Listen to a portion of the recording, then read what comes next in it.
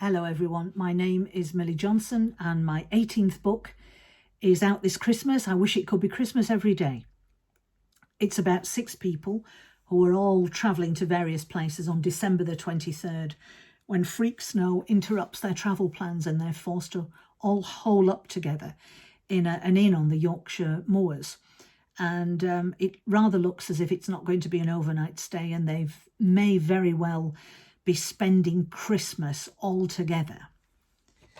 So I'm going to read you a little bit, just half of chapter 1, how it all starts. And it starts with Bridge, who is one of the 6, who is on her way to meet her soon-to-be ex-husband. Bridge Winterman, of course, blamed the weather on her husband.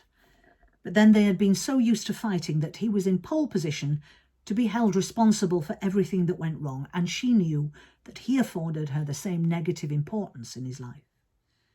When she took a breath and with it inhaled some sense, she did concede that Luke was probably less at fault than the idiot meteorologists who had failed to forecast the whole country would be plunged into a nuclear winter. How could they fail to do that in this day and age, with all the highfalutin technology at their disposal? Then again, in 1987, 2 years after she'd been born, one particular well-known weatherman had assured the British public that the rumour of a hurricane heading towards the UK was utter nonsense.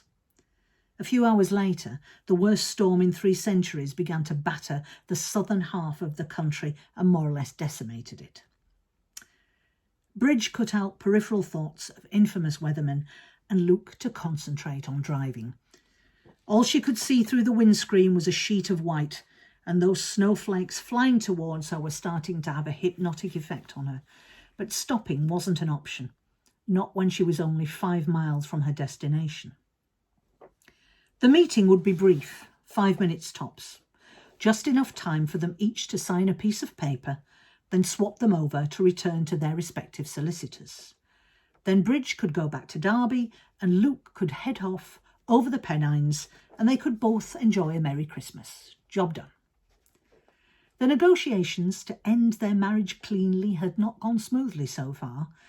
For almost 5 years they had spat and fought with each other to exit their union, raged over the phone, pinged off both frosty and heated emails full of recriminations, demanded statements, information, accounts, reports.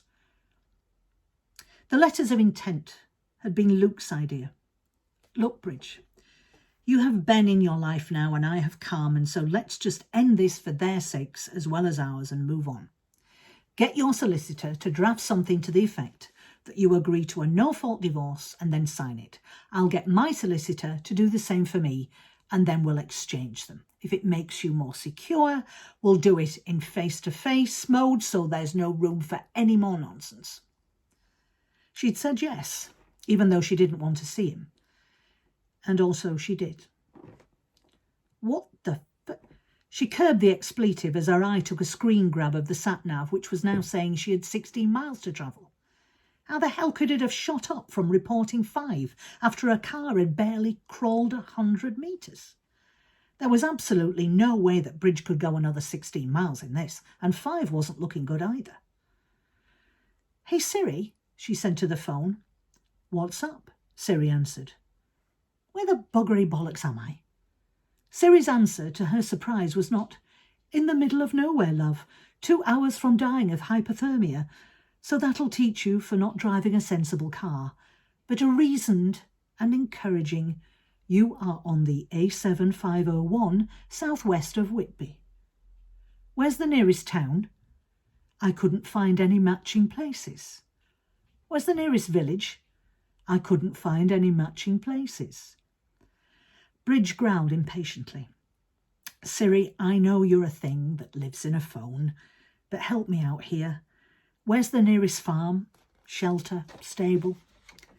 "The closest one I see is Figgy Hollow in 2 miles to your left." "Well, that's more like it," thought Bridge, drawing level with a flapping sign and making out the words Figgy Hollow and a left-pointing arrow backing up what Siri had said. She would be stupid if she didn't go there and stay put until this infernal snow cleared, even if Figgy Hollow was one of those places inhabited by strange country folk who bred werewolves and married close relatives. Hope you enjoy.